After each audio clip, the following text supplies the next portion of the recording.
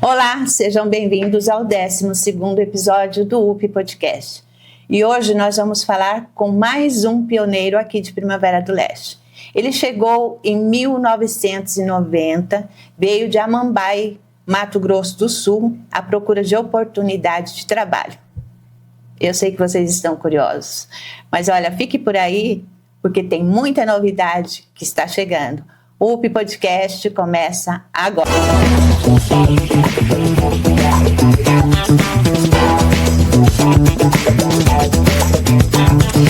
Estou de volta hoje trazendo um ilustre pioneiro. Além de pioneiro, ele também faz parte do nosso dia a dia. Eu sei que todo mundo está curioso para saber quem é, mas primeiro vamos dizer quem é ele. Ele veio de Seberi, Rio Grande do Sul, para Amambai, Mato Grosso do Sul. Trabalhou em gráfica e aí resolveu vir para a Primavera do Leste em 1990 à procura de oportunidade. Ele é uma das pessoas mais queridas aqui do nosso município. Chegou após 4 anos de emancipação política, então tem muita coisa para nos contar, muita história, inclusive nós vamos ter uma informação privilegiada. Ele vai lançar um livro de 40 anos de Primavera do Leste. Eu estou falando de uma pessoa muito querida, é o Heraldo Fortes. Boa noite, Heraldo. Muito obrigado por atender nosso convite e seja muito bem-vindo. Boa noite, Elaine. Muito feliz de estar aqui. Você já havia me convidado outras vezes, né, e não deu certo. E hoje, graças a Deus, nós estamos aqui para bater um papo, trocar experiências, contar um pouquinho da nossa história e levar uma mensagem para a nossa população, né, Elaine? Pois é, né? Esse mês, 40 anos, eu costumo dizer que nem é um mês, é o ano, né? O ano todo ela está fazendo aí 40 anos e muito desenvolvimento, muito sucesso, trazendo muitas pessoas e está crescendo assim absurdamente, né, Heraldo? Exatamente, Elaine. Às vezes eu fico pensando como o tempo passou rápido e como a cidade evoluiu dentro desses 40 anos, né? Assustadoramente assim, o que se transformou em Primavera, o que era no começo, né? As dificuldades, as carências, tudo que as primeiras pessoas que chegaram aqui, as primeiras famílias passaram, e hoje nós vemos uma cidade moderna, organizada, com tudo funcionando, as instituições, com hospitais bons, enfim, com toda uma estrutura, uma logística, uma cidade grande, né? Uma cidade assim, que a gente pode dizer uma cidade quase que completa. E não era assim, né? Lógico. Quando você chegou em 1990, primeiro, quem é Heraldo Fortes? Eu sou um simples cidadão, né? Que sempre trabalhou, sempre gostou do serviço público. Eu cheguei aqui e logo em seguida já comecei a trabalhar. No segundo ano já comecei a trabalhar no serviço público, trabalhei direto na área social por muitos anos. Então, grande parte do que existe hoje dentro da área social passou pelas minhas mãos, passou pela minha coordenação, pelo meu trabalho.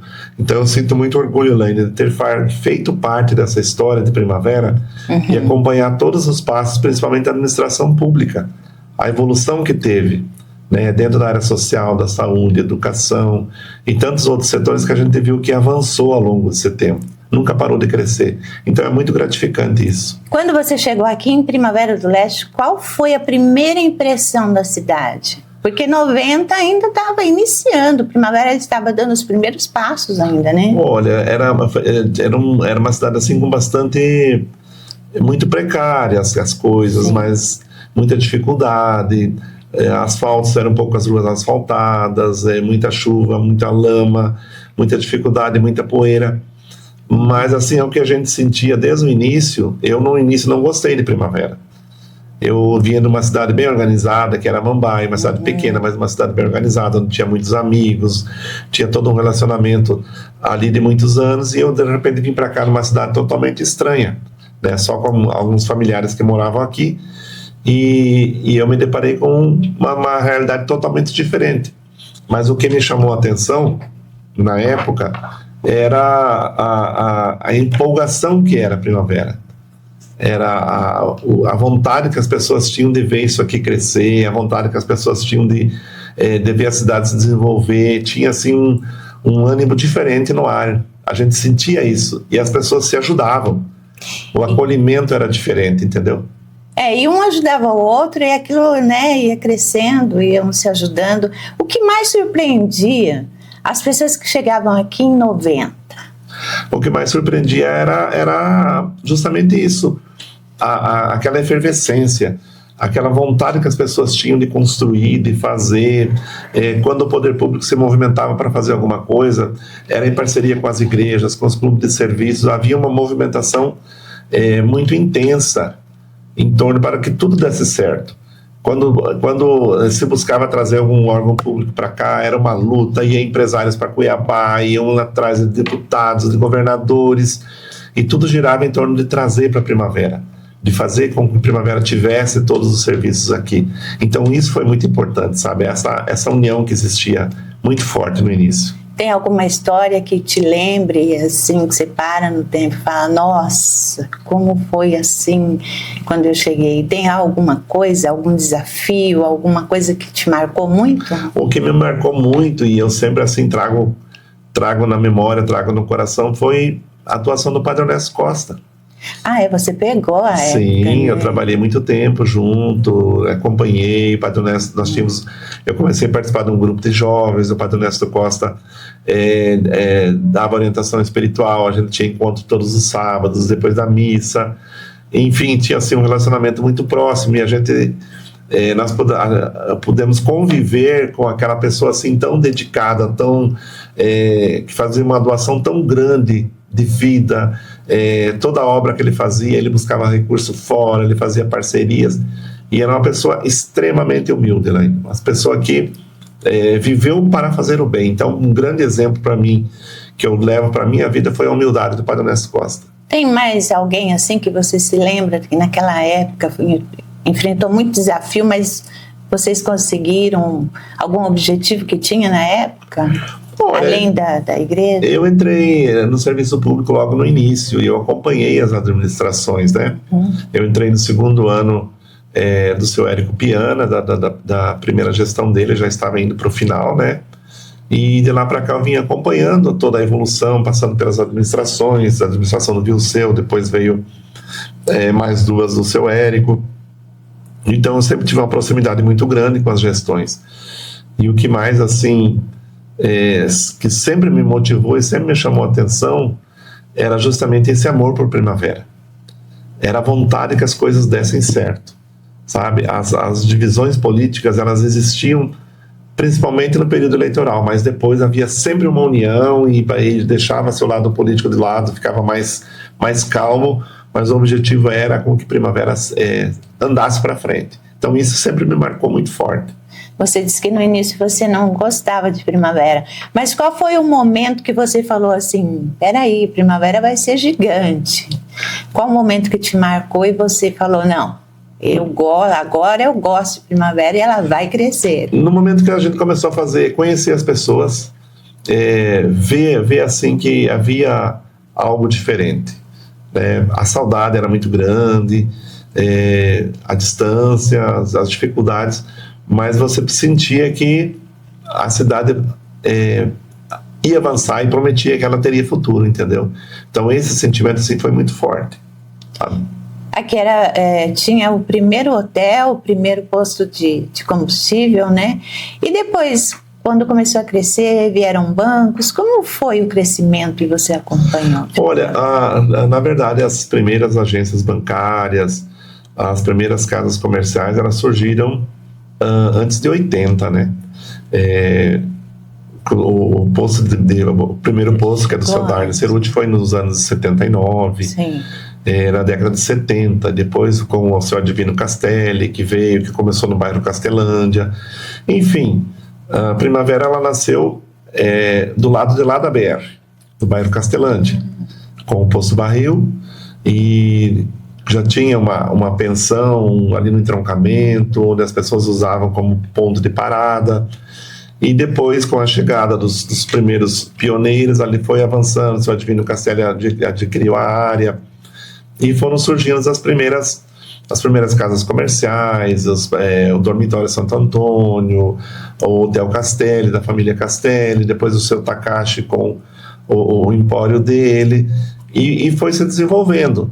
E depois depois de 79, que o doutor Edgar projetou Primavera através do loteamento Cidade de Primavera, que começou a grande movimentação para o lado de cá.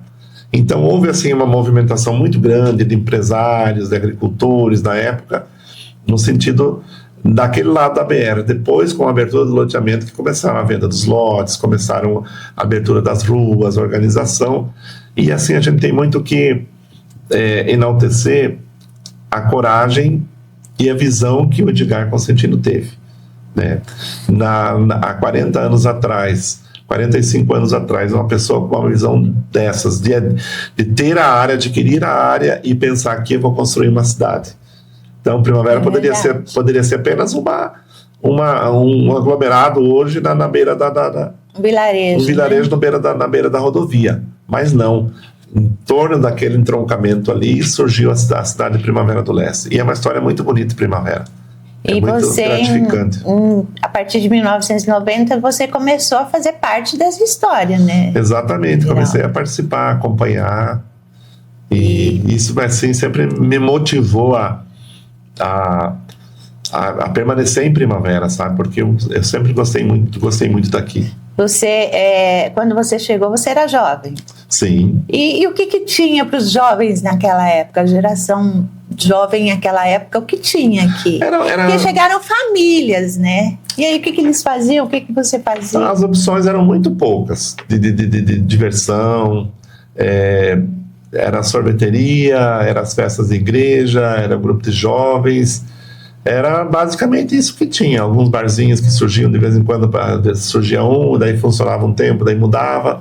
E era dessa forma que as coisas aconteciam. A vida noturna era muito limitada, né? Bailes na sociedade aquática, carnaval, e era o que tínhamos. Então a aquática é bem já antiga. Sim, aqui, a aquática, né? Ela surgiu já nos anos 80, mas é bem antes da própria emancipação de Primavera. Ainda haviam, como dizem os gaúchos, barraquinhos de lonas, que eles moravam, a dificuldade era grande ainda, tinha água, não tinha água ainda, né? Sim, mas em Primavera sempre existiu,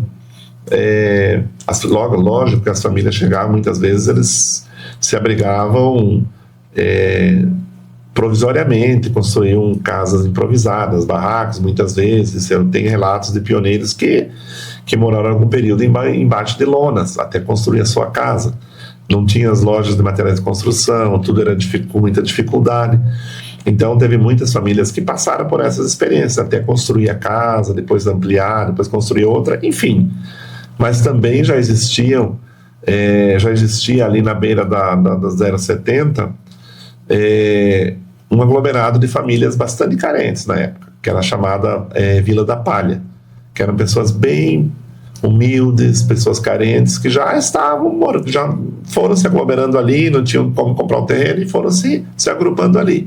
Então já existia pessoas bastante pobres, bastante humildes naquela época, e que também com o tempo foram sendo retiradas, foram sendo beneficiadas com programas de moradias.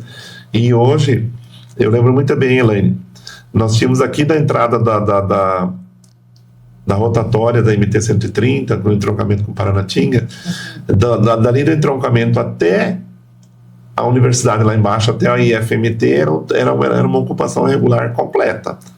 Então, e não eram poucas famílias, eram centenas de famílias que moravam ali.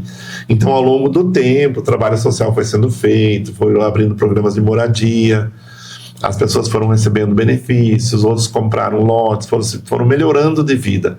Então, acabou-se aquela área de invasão na beira da rodovia e as pessoas conseguiram ter uma melhora de vida também.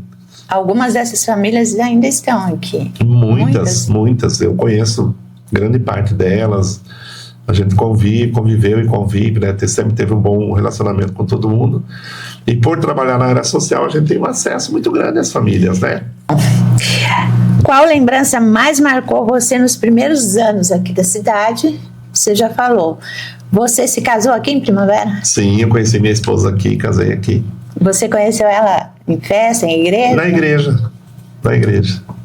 Que legal. Quantos filhos você tem? Eu tenho um casal de filhos. Eu tenho o Gustavo e tem a Juliana, né, que são meus filhos. Aí eu te pergunto, como era a união das famílias aqui de Primavera na época, com muita dificuldade? Você já disse que eles se ajudavam, né? Olha, era assim, tinha um sentimento de amizade muito grande, né? As pessoas tinham assim, as festas de igreja, eram as famílias que participavam, os eventos. Assim, havia uma participação muito efetiva da comunidade, até porque todo mundo se conhecia, né, Elaine? Então, tinha uma proximidade das pessoas assim, muito, muito grande. E isso ajudava muito, né? E como era aí ter que ir para Poxoréu ou para Rondonópolis, já que não tinha muito recurso? Como que era aquela época para vocês se deslocarem daqui, Heraldo? Primavera é a nossa terra-mãe, né?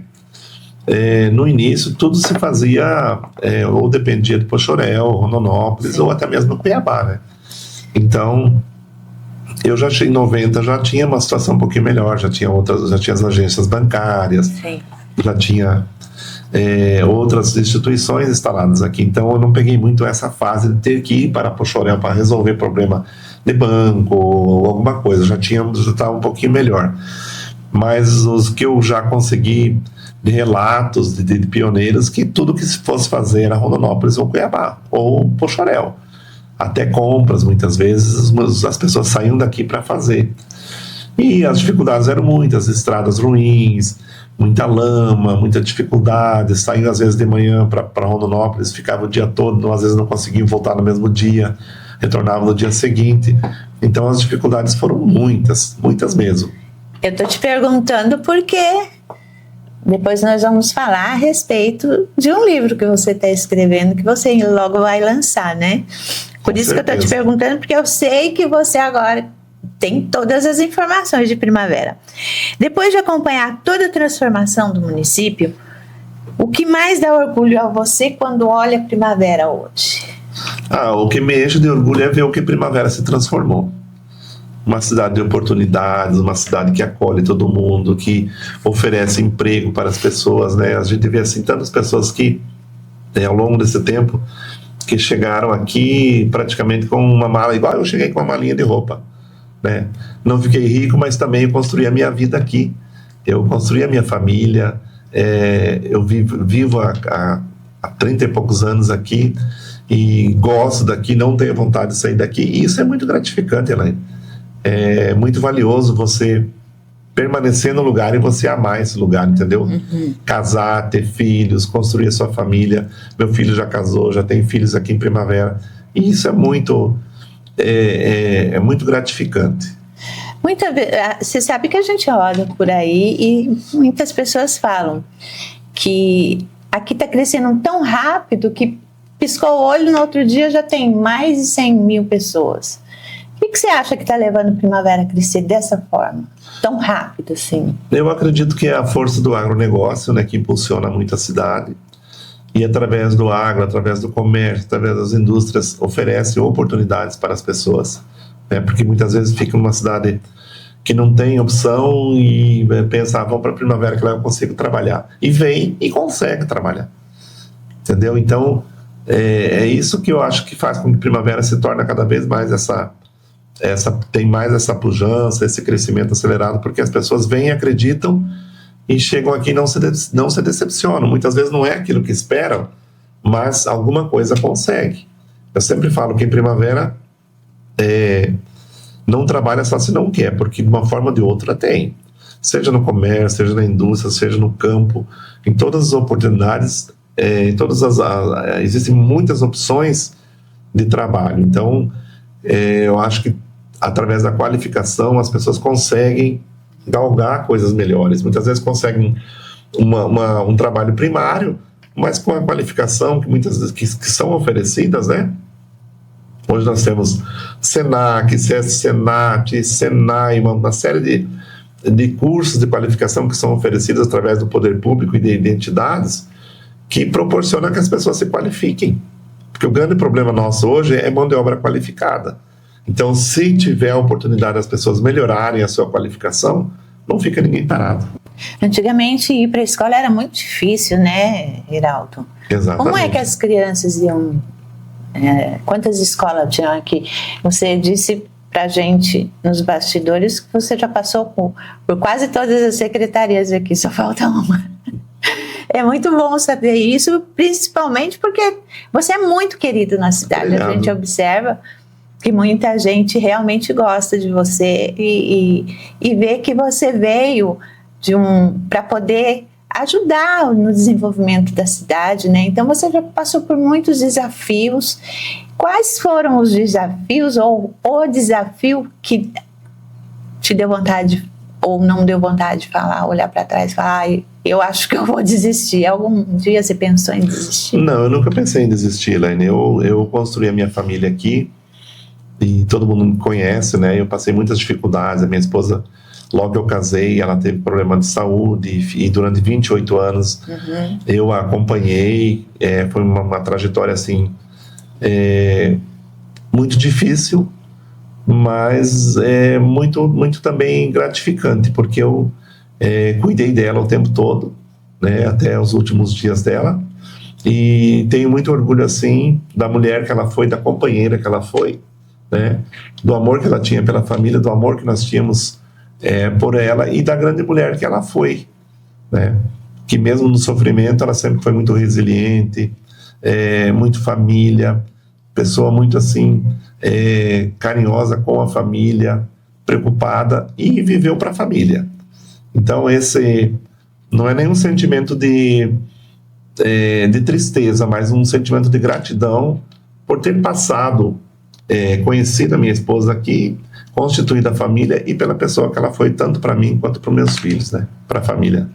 Em relação ao município que vem crescendo hoje, você acha que alguma coisa poderia ter sido mudado lá atrás para melhorar agora, ou agora já está melhor do que antes? Eu penso que os embates políticos eles poderiam ter sido mais a menos. Eu penso que muitas vezes a gente vai amadurecendo politicamente e eu penso que os embates políticos eles prejudicam a cidade. As disputas pelo poder, a ganância, muitas vezes, ela acaba gerando divisões dentro da sociedade, né? Grupos que se dividem, grupos que se atacam, grupos que se degladiam, e nós temos que pensar no todo. O período eleitoral é uma coisa, você disputa, você coloca seu nome à disposição, então você tem que entender que você pode perder como você pode ganhar. Então eu acho que a gente tem que ter essa maturidade política para saber aceitar muitas vezes uma derrota. Eu já venci 3 eleições e perdi 3. E nenhuma das 3 que eu perdi eu me desesperei ou eu culpei alguém. Não era o momento e não era o que a população queria naquele momento. Então, eu penso que a gente tem que pensar sempre em construir. Sim. Passou o período eleitoral, vamos trabalhar, vamos se unir, vamos ajudar, vamos contribuir, vamos fazer com que as coisas realmente aconteçam, porque através da ação política, Elaine, através da ação das pessoas, você consegue melhorar a vida das outras pessoas. Sim. É bom cada um ter em seu lado, mas não há necessidade de brigar, de se ofender. Né? Exatamente, exatamente. Geraldo, você foi um dos primeiros vereadores de Primavera? Não, eu fui vereador de 2005 a 2008. Foi na 4ª legislatura. Mas você se lembra dos primeiros? Quais foram os primeiros vereadores aqui? Sim. Você deve ter feito parte dessa época, né? Lógico, chegou em 90. A primeira campanha foi em 86, depois foi em 92. Isso. E por que você não se candidatou em 92? Na verdade, eu sempre gostei do serviço público. Porque você já fazia parte, né? Eu sempre gostei de estar na linha de frente, trabalhando, executando, fazendo. E eu sempre preferi estar mais nos bastidores, na administração pública, do que estar no legislativo. Tanto é que eu fui uma vez, depois perdi outra eleição e agora que eu retornei para a Câmara de Vereadores. E eu penso que o mandato de vereador ele é muito importante. O cargo de vereador ele é muito importante. Inclusive, eu sempre falo para meus colegas vereadores que nós temos que deixar um legado. Sim. Nós temos que deixar uma marca de trabalho enquanto você passar pelo legislativo. Porque senão você simplesmente passa por ali. Você só passou 4 anos e você não fez nada. Igual quando eu fui vereador de 2005 a 2008, eu peguei a Câmara com 70% dela construída, faltava 30% para ser construída, concluída a obra.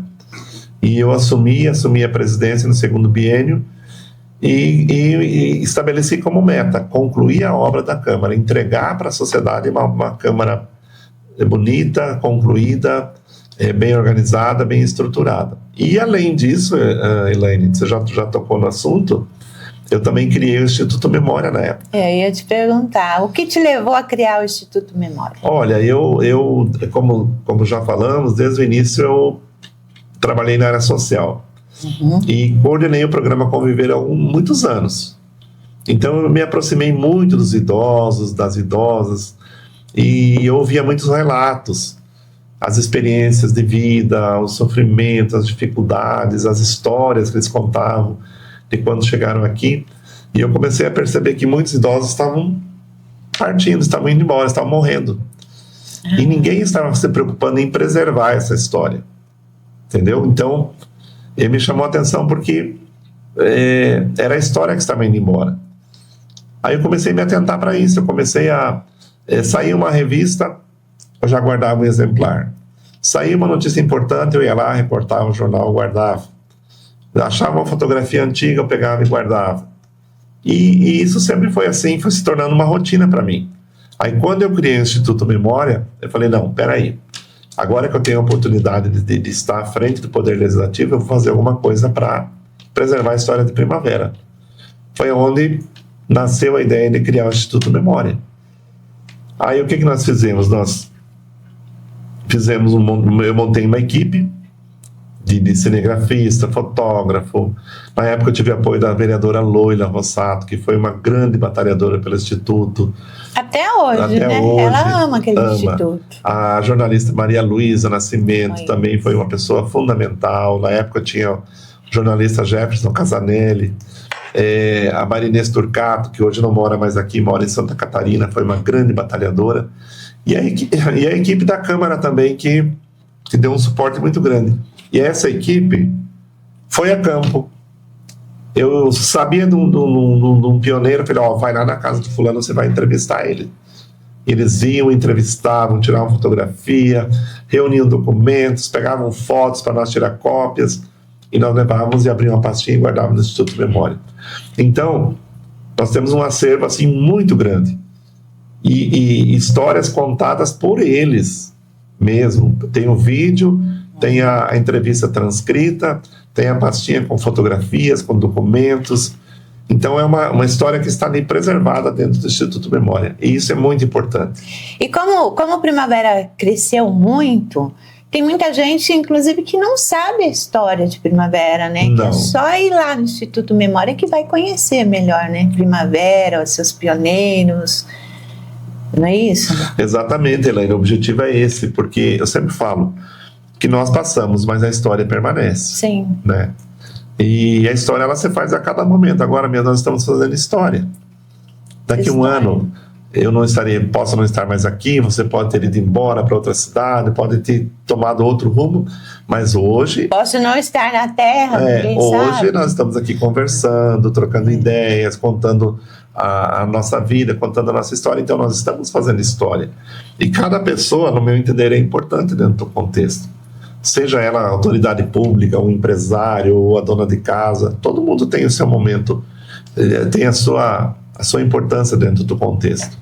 Então eu acho que a gente tem que cuidar da história de Primavera, porque o tempo vai passando, como você falou, a cidade cresce muito rápida.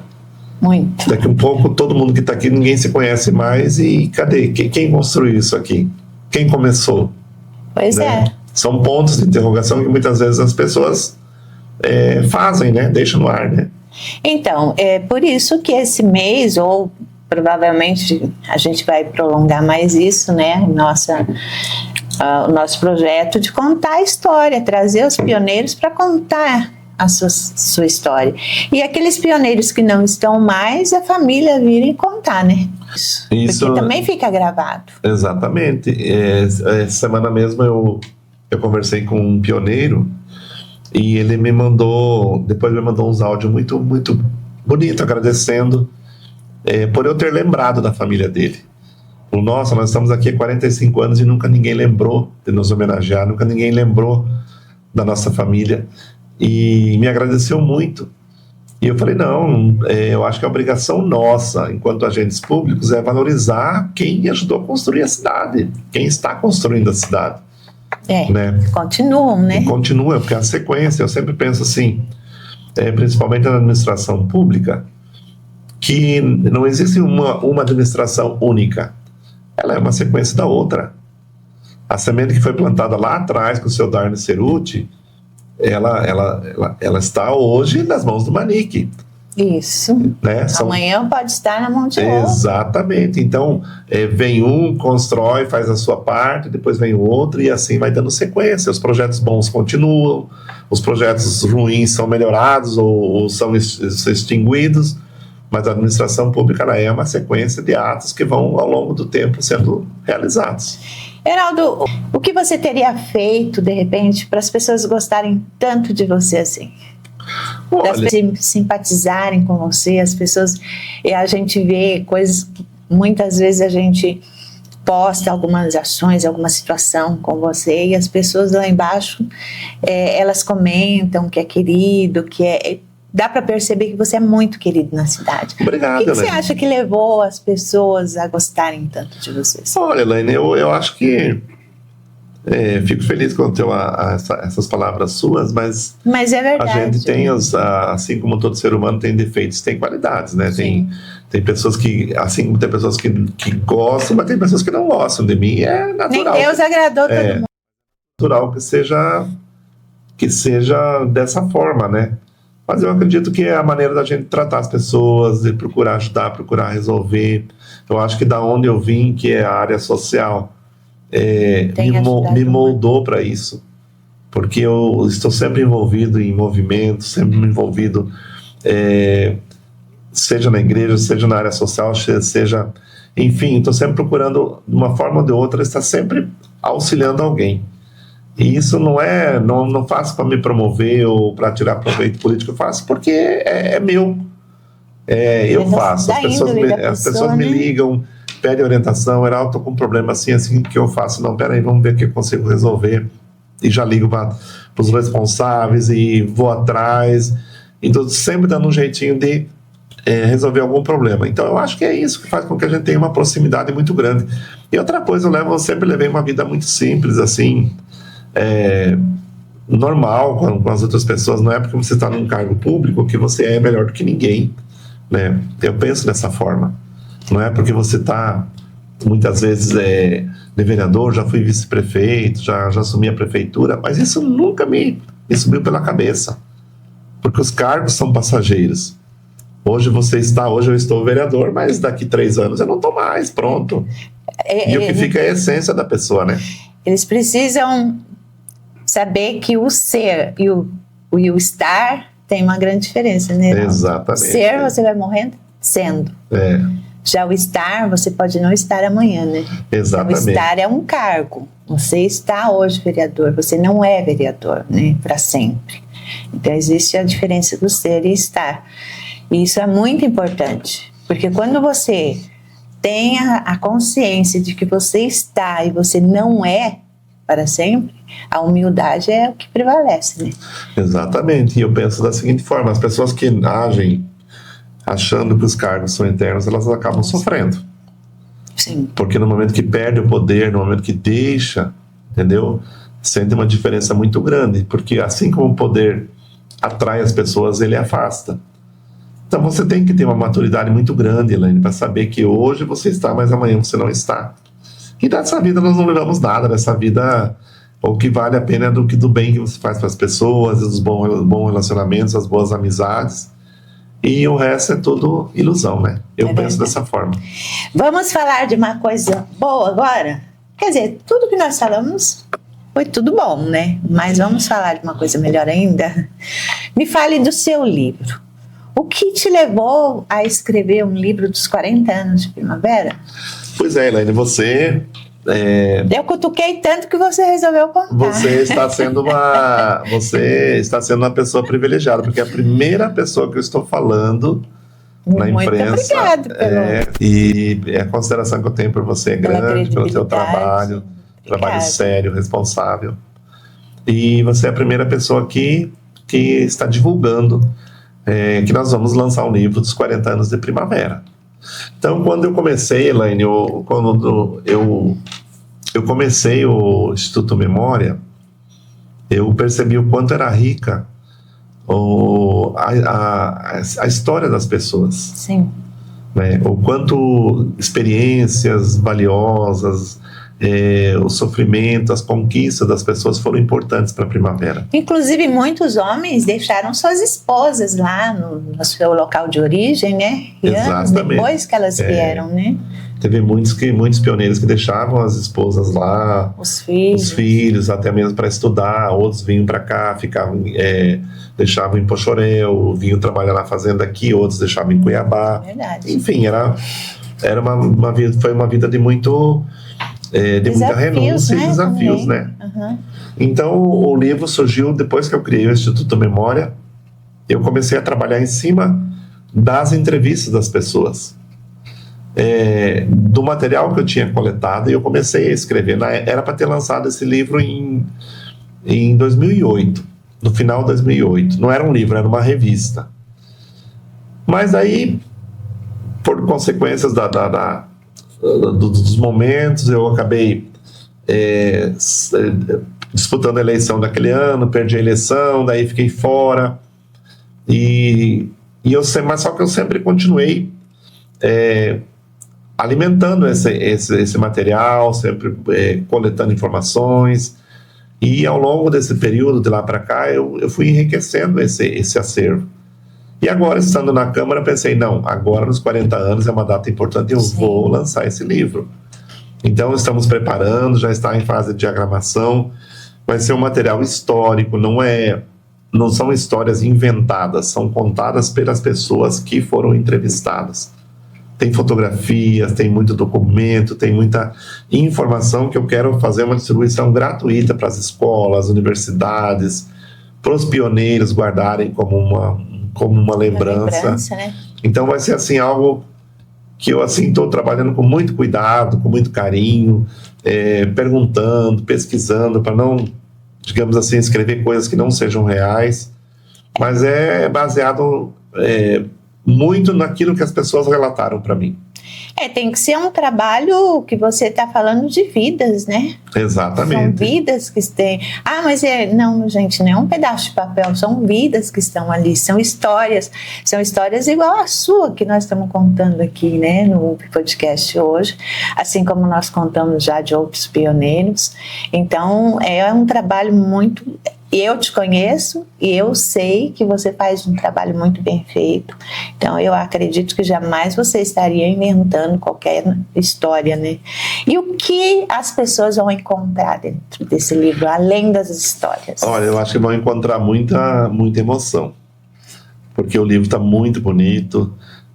Tem fotos da abertura das fazendas, fotos das dificuldades, sabe? As pessoas entregaram aquilo assim que era de mais valioso para que fosse divulgado. E isso é muito importante, são histórias de vida, né? A história do Dr. Edgar Consentino mesmo, a resiliência que aquela família teve, Darny Cerutti, tantos outros pioneiros da família Doninha, família Zelinski, os Marcon, família... Olha, enfim, são inúmeras famílias, Lucchesi, tantas famílias assim que a gente, se for citar todos, acho que não vai citar todos e acaba cometendo injustiça. Mas é só algumas para exemplificar a importância que essas famílias tiveram. Sim. Família Castelli, enfim, tantas famílias, Gasparotto, famílias que chegaram aqui, o seu João Basílio, que foi um pioneiro assim que veio da Bahia a pé com a família, né? Chegou no garimpo, do garimpo veio para a Fazenda Santa Adriana. O Dr. Sabino Arias, que em 1966 comprou a primeira área de terra aqui, que é a Santa Adriana, que não existia nem estrada em direção a Paranatinga, fez o primeiro trecho, foi ele que abriu. Então é uma história assim de muita luta e muita persistência. Eles vão encontrar para a emoção, eles vão encontrar muita coisa. Mas e você, durante o tempo que você está escrevendo, você deve ter se emocionado demais. Muito, muito. É muito gratificante você ir juntando os fragmentos da história, sabe? E muito interessante, Elaine, que geralmente um conta a história, um complementa a história do outro. Ah, porque eu vim trabalhar com fulano, a família Ravanello. Os irmãos Ravanello vieram trabalhar com o Onofre da Alpiva, que é um pioneiro. Aí, e depois veio o seu outro pioneiro, o sogro do Ravanello, que abriu o primeiro dormitório, mercearia. Então é uma coisa assim muito, muito gratificante contar tudo isso. Que legal, muito bom mesmo.